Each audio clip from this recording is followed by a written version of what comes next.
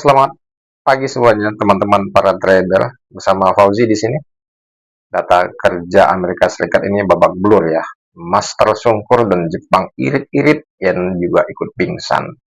Hot topik kita yang pertama dari Bank Sentral Jepang dan obligasi super panjang ya. Bayangin gini ya, Jepang biasanya jadi sugar daddy-nya obligasi jangka panjang.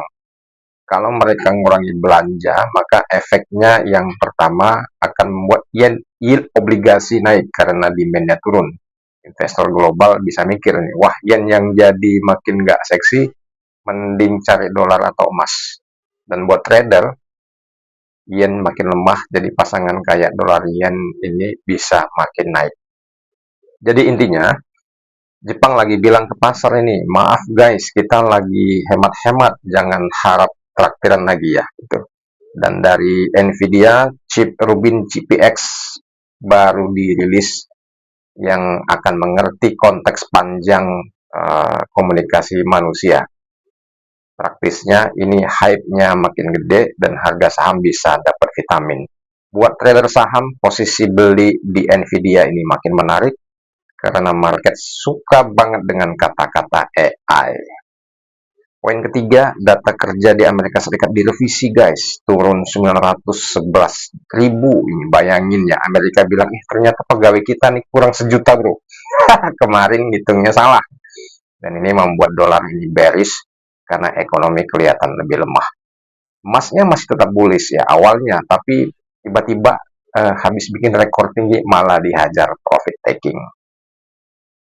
Di valuta asing, dolar indeks awalnya ini agak grogi, turun, tapi kayak mantan yang nggak rela ditinggal, dia balas dendam naik ke 97,77, 0,33%.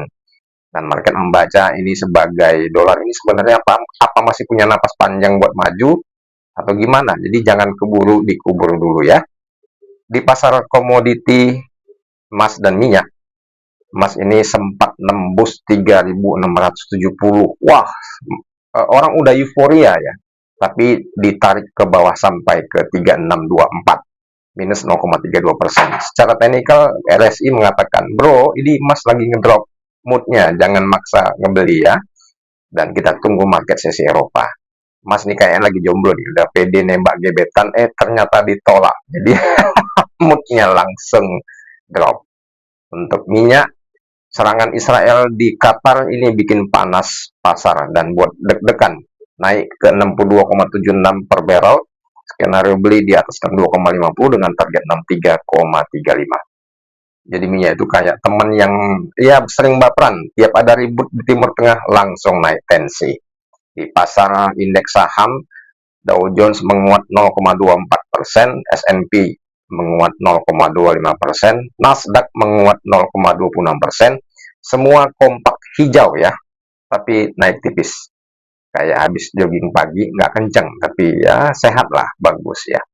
Jadi intinya gini, teman-teman semuanya, dolar ini lagi sok kuat ya, sok kuat dolarnya, emasnya lagi galau ya, minyak lagi sensitif, dan saham-saham Amerika Serikat ini masih jogging sehat.